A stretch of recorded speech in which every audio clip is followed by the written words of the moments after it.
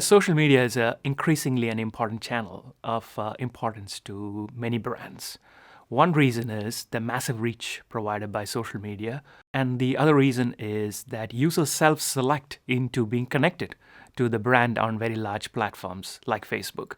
And this is very helpful because this is a set of interested users that the brand can engage in very easily. And the second advantage of that is by engaging with those users, you obtain kind of free virality because those users can share your messages with their friends and their networks, and that content gets engagement for free. And the third advantage is that those users that your connected users share your content with are also likely to be more interested in you as a brand because of what sociologists refer to as homophily, or birds of a feather flock together.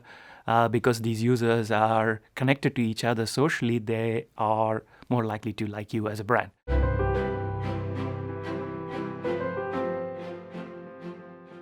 What we were trying to understand is what causes good engagement and what is the effect of that engagement in terms of brand power and value for the brand, and what kind of content gets good engagement and in what way. We were very lucky to be able to partner with a data analytics company which serves as a consulting company to approximately 1,000 very large firms that does advertising and messaging on Facebook. We were able to track for a period of about 6 months to 8 months every post.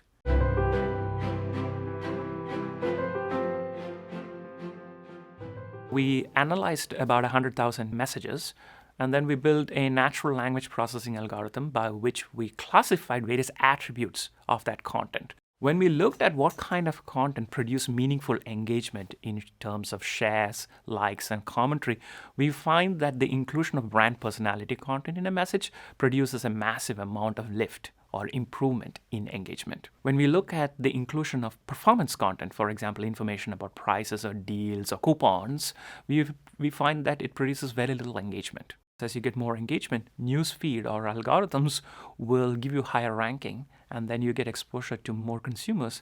In that sense, reach begets more reach. More eyeballs will get you more eyeballs. And one of the things that we found in the data is that brands seem to be doing either one kind of messaging or the other, but often not both. For example, you will see one company doing a lot of performance advertising, but very little brand personality advertising. We do find that performance advertising is pretty good for driving path to conversion, but because of the advantages of brand personality content, which generates engagement and contributes to long-run brand capital, and at the same time begets more engagement through the role of algorithms, we think that it's actually very helpful to include some kind of brand personality content in your social media strategy. So mixing things up is really good, and a quote-unquote portfolio approach of mixing in content is something that is quite helpful. And Nike is a very nice example of a company that manages to engage with its audience, athletes and others in a very meaningful way, while at the same time making sure that you have access to discounts and other kind of performance advertising that is required for immediate conversion.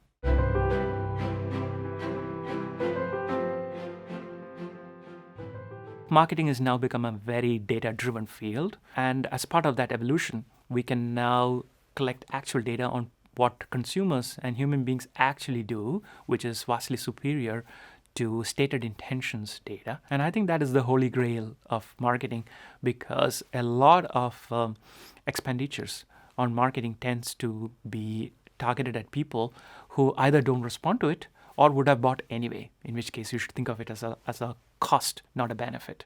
Just because I bought something after I see the ad doesn't mean that the ad cost me to buy it. So trying to understand attribution and causality remains an open challenge. So I think that it's a very exciting time where computational social science will be very important for the community, but at the same time, there is a huge need for better education and better training of both scientists as well as managers to see how we can put statistics and data science correctly and in an efficient way to improve the field.